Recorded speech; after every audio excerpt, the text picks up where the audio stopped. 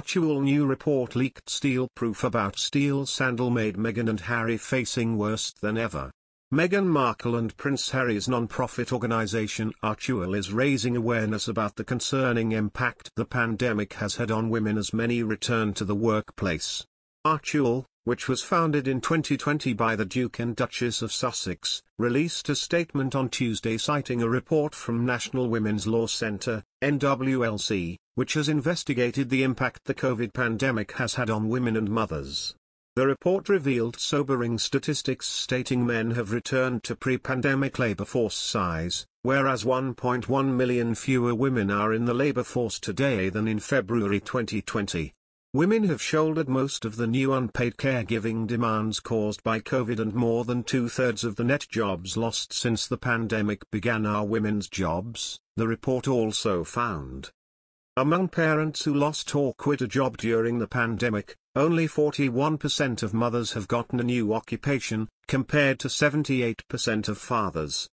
Writing on their website, Archewell said, "Last week, our friends at the National Women's Law Centre, NWLC, released a new report that provides a timely snapshot of the continuing, multifaceted impact of the COVID-19 pandemic on women and mothers." They added, "If, like us, you are compelled by these findings to help improve the issues it brings to light, we encourage you to visit our action page. There, you'll find ideas for meaningful ways to show up for women in your own communities and around the world." NWLC thanked the Sussexes, who have been avid supporters of women's rights since launching, for sharing their findings. The US-based non-profit organization wrote on Twitter to their 83,000 followers, "Thank you to our friends at Archewell Foundation for not only sharing our new report but also for their work centering meaningful ways to improve the lives of women and families." People rushed to social media to comment on Meghan and Harry's move to raise awareness to the situation. One user, Eric, tweeted, "I'm proud that Meghan is continuing to consistently uplift women and vulnerable communities with her sustainable philanthropic work through Archewell, giving so many practical suggestions of how to support women during the pandemic will help so many thrive in the long run." Another user, Marie, added, "Very good." Meanwhile, another Twitter user commented, "It's sad how women have to deal with the brunt of all of this." Prince Harry and Meghan Markle spent more money on legal fees for their charities than they raised in 2020, filings reveal. The Sussexes' US charity Archewell told the IRS in December that it raised less than $50,000 in 2020, only opening a bank account last January. And documents for their UK charity Sussex Royal, which changed its name to MWX Foundation in 2020 and is currently being dissolved, show that between June 2020 and June 2021 spent more than $55,000 on legal fees, including attorneys' costs for wrapping up the non-profit.